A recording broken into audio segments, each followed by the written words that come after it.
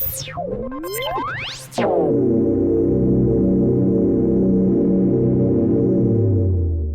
is your weekly report on corruption in the Philippine government.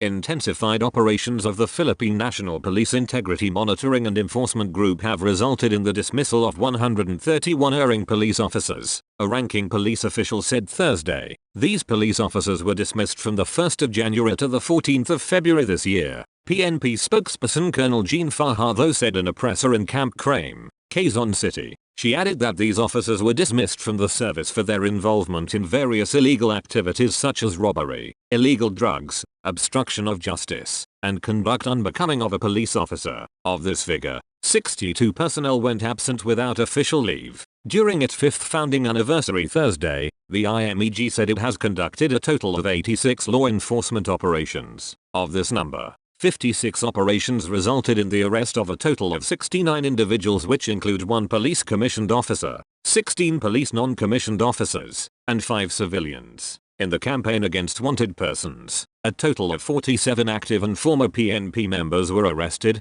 21 PNCO and 26 others who were either retired or dismissed members of the organization.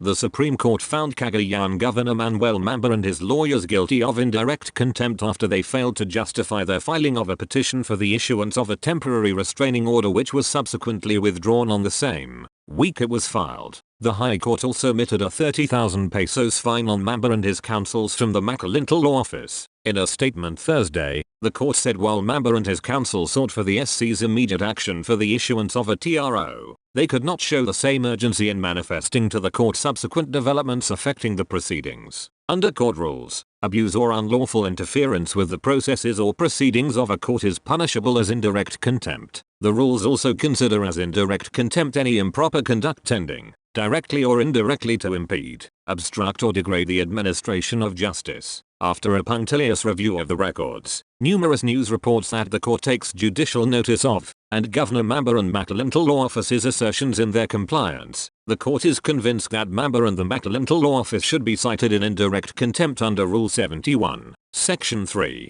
C, and D of the Rules of Court. The court concluded, aside from the fine penalty, the court sternly warned both Mamba and Macalintal Law Office that a repetition of the same or similar act in the future shall be dealt with more severely, and noted that Mamba's petition is now deemed withdrawn, closed, and terminated.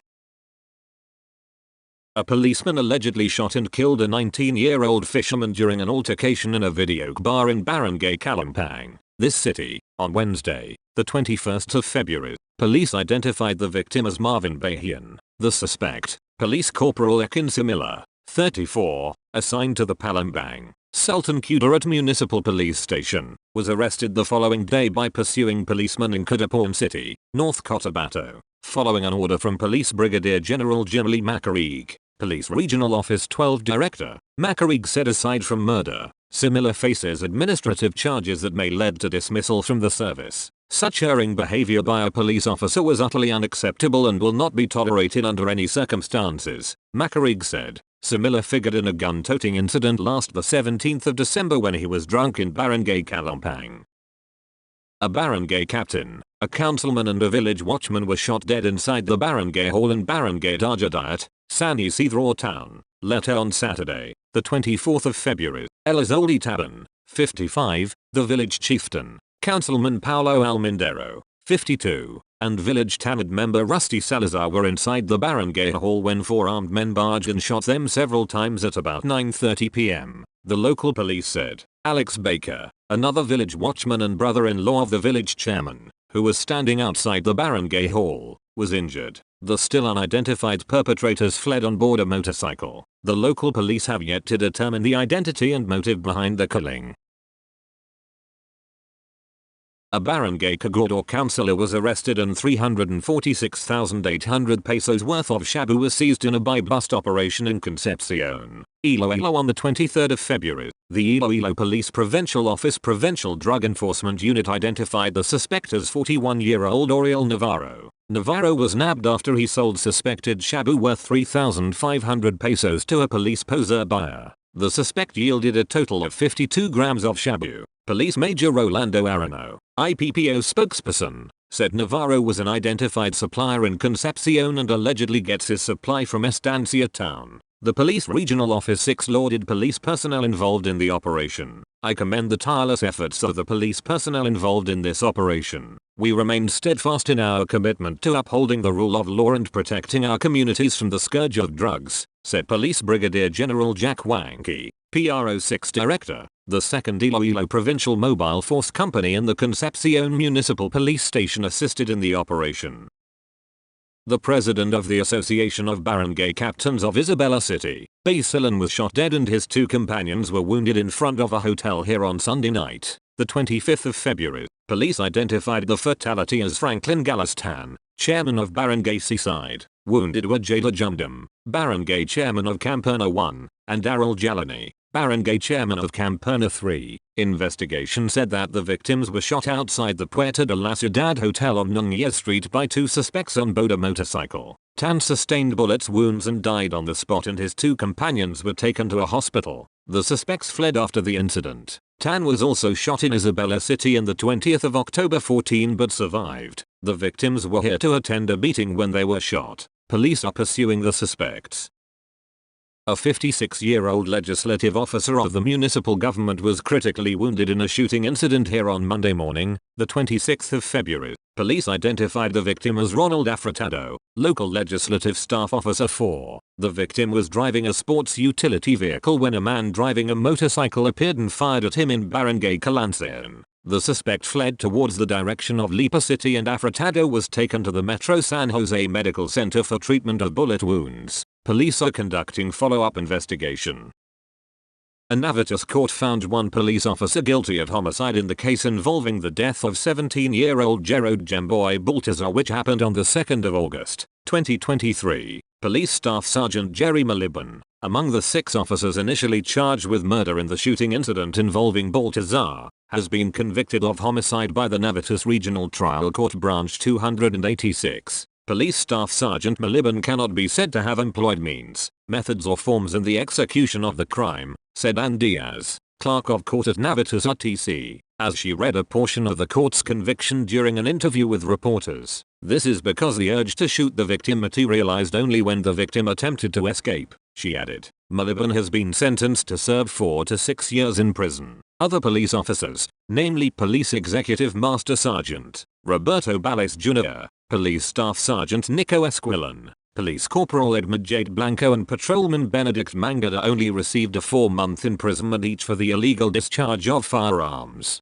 Only 1 cop named Police Staff Sergeant Antonio Bugayon has been acquitted. In the 20th of August 23, the Department of Justice charged all police officers with the crime of murder in connection with the killing of Baltazar. The 6 individuals were part of the 8 police officers involved in the operation on August 2 in Barangay North Bay Boulevard, South Cornlaran, resulting in Baltazar's death. The police mistakenly identified Baltazar as Reynaldo Bolivar, a murder suspect they were pursuing. The cops shot Baltazar while he and his friend were boarding a boat. His friend survived, but Baltazar died and remained submerged in the river until his remains were recovered hours later. Forensic pathologist Dr. Raquel Fortune reported in August last year that Baltazar's cause of death was a gunshot wound to the head, and drowning from his submerged body was noted as a contributory factor. A total of 22 Navitius police officers have been sacked over the killing of Baltazar.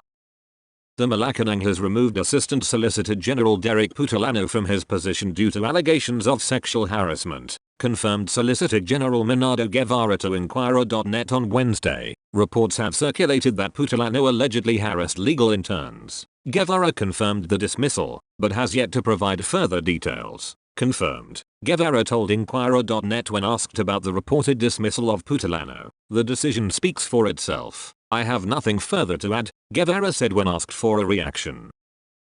The Supreme Court has imposed a 180,000 pesos fine on Public Attorney's Office Chief Persida Rueda Acosta for her social media statements on the conflict of interest provision of the Code of Professional Responsibility and Accountability. In a press release issued on Tuesday evening, the SC announced that the PAO chief was found guilty of indirect contempt and grossly undignified conduct prejudicial to the administration of justice. This ruling stemmed from her social media pronouncements on the matter. It was determined that Attorney Acosta's statements and innuendos on her Facebook page, which was accessible to the public, attributed ill intent and malice to the court. The High Court's press release read, "The court also found that by launching a public campaign against the new conflict of interest rule for the PAO using public attorneys and the PAO's staff and clients and publicizing the contents of the PAO's letters to Chief Justice Alexander G. Gismondo requesting the deletion of the same rule, Attorney Acosta tried to sway public opinion in order to pressure the court into yielding to her position," it added.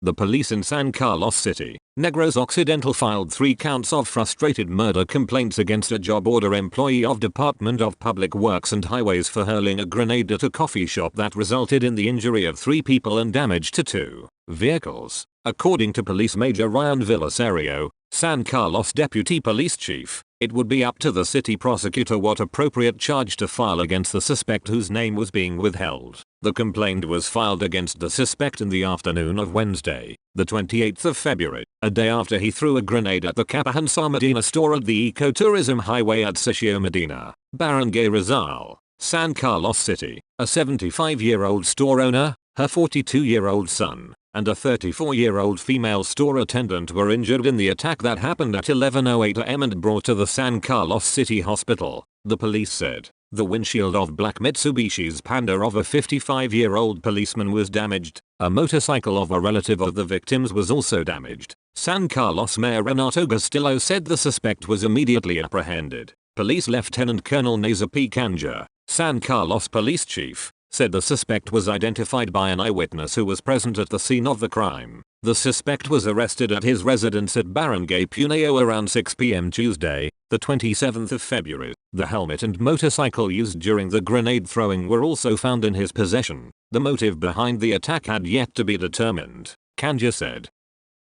Police authorities here are searching for 2 gunmen who ambushed and injured the municipal mayor's secretary on Tuesday afternoon. Major Jethro Dolagas, Lambayong Municipal Police Chief, identified the victim as Borhanuddin Delna, 40, of Purok Rangay, Barangay Poblacion. Delna is the executive secretary of Lambayong Mayor Ferdinand Andy Agduma. Agduma said he has directed the local police to bring the perpetrators behind bars, and assured Delna's family that the local government unit would provide financial aid to the injured employee. "I also assure all LGU employees that the local government is ready to extend help should anyone get threats while performing their duties as civil servants," he said in a radio interview Wednesday. Delna was on board a tricycle for hire heading to Barangay Poblacion from nearby Tacurong City when ambushed by 2 gunmen riding a motorbike at past 4 p.m. He sustained multiple gunshot wounds in the body and is now getting medical attention in an undisclosed hospital.